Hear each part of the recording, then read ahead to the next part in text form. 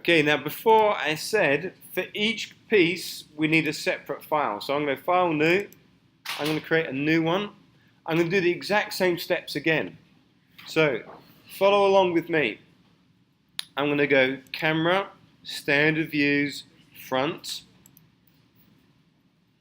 I am going to draw in a square, and this time I'm going to make my square 100, comma space 100, because this time I'm drawing a box which I'm going to use for my other shape to draw it in.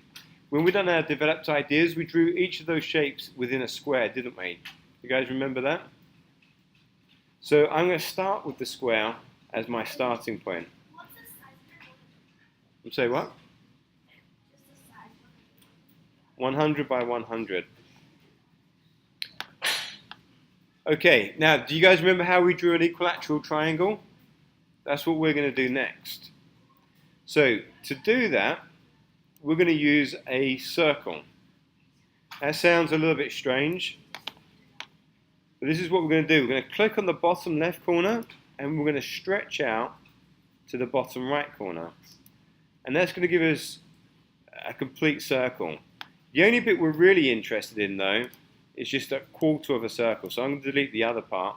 The only bit I'm interested in is this quarter of a circle. I'm going to do the same thing again. Back to the circle tool. This time I'm going to click on the bottom right corner and pull it out to the bottom left corner. And then I'm going to erase the 3/4 of the circle I don't need.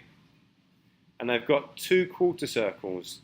Now that place where they cross is the top of my equilateral triangle.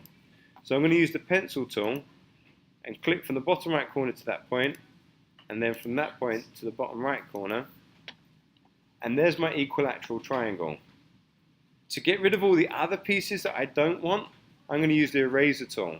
Now I can click on each line individually, or I can click and drag until it turns blue and I know it's going to disappear.